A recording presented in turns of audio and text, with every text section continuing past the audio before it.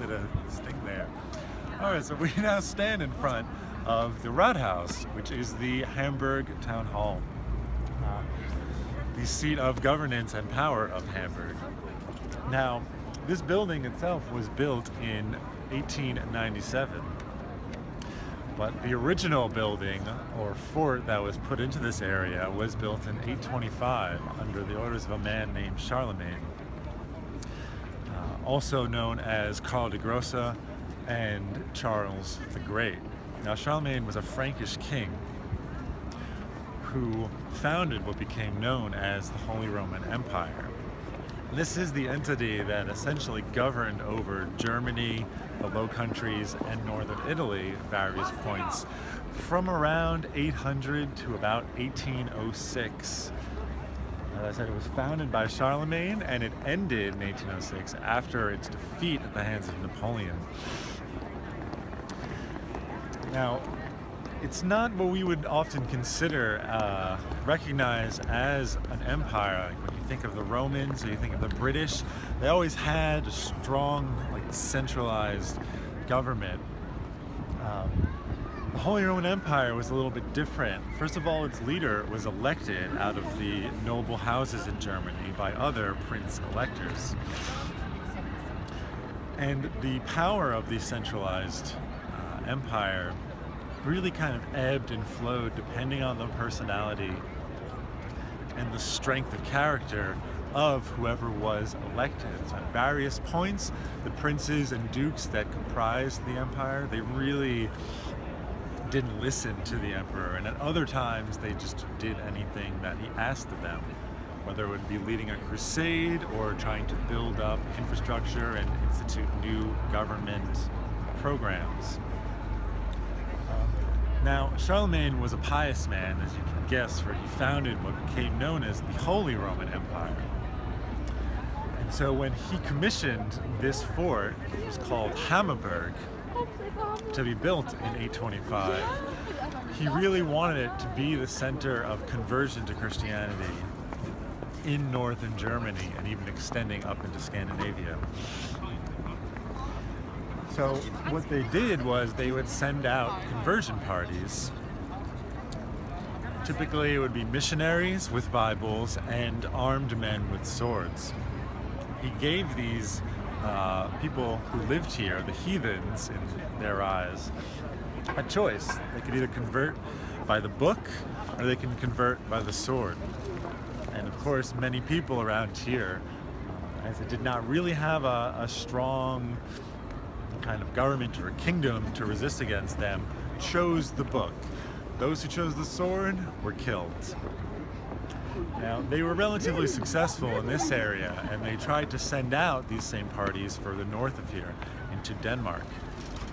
And in Denmark, the Danes and what we know as the Vikings were not as weak and not as willing to give up the gods of their fathers as the people around here were. And so they fought back, and actually 20 years after the fort was first built here in 845, the Vikings came down, burned it to the ground, and killed everyone that lived here. However, the Germans were not so easily deterred, and they came back and they rebuilt. The Vikings as well had quite a bit of perseverance, and they came back and burned it down, burning this fort down 9 times in the next 300 years. Yeah, it's quite a bit, but every time they came back and they built it back up, and after the last time, the city stayed, not to be burned down by the hands of the Vikings anyways, though as we will see later, they did have problems with fires. Standing next to, or Charlemagne is actually represented up there to the left of the window, holding a Bible and a sword. As I said, these were the two choices given to the people. Standing next to him on that statue, to the right of the window, is another Holy Roman Emperor who lived about 300 years later. His name was Friedrich Barbarossa, which if you know any Italian, you'll know that Barbarossa means Redbeard, which he was quite well known for.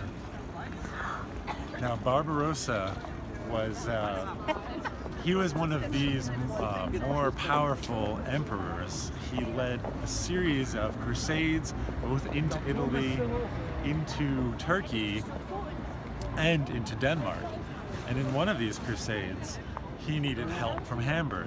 So in 1189, in exchange for troops, arms, and money from Hamburg, he gave Hamburg what is called free city status. It became a free city of the Holy Roman Empire. This is one of the first free cities. And what this meant was that Hamburg would have special trading privileges, navigation rights in the Elbe River, and tax freedoms. So with this status really kind of helped shape Hamburg into what it became, which is a great, wealthy, powerful merchant trade city.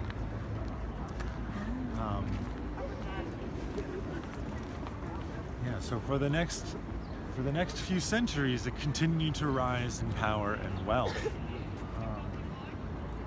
If we look to the left and to the right, we can see over there that there's a crest above that window, the black eagle on the gold background, which stands for the city of Lübeck.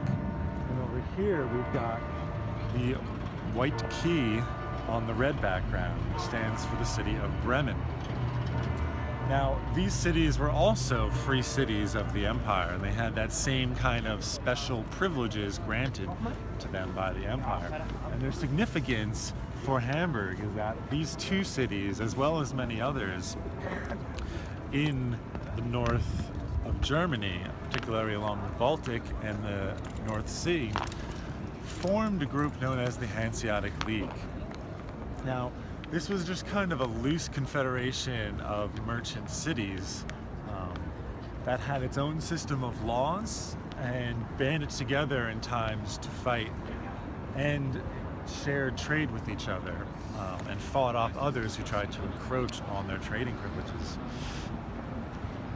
Now, they were not ruled together, and there was often disputes between these. In particular, in the 1200s, about 100 or so, 150 years after Hamburg became a free city by the word of Barbarossa, these other cities began to question that Hamburg was in fact a free city.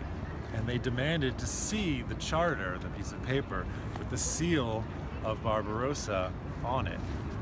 So the leaders of Hamburg went into their vaults and went looking for this charter. Unfortunately for them, they could not find it.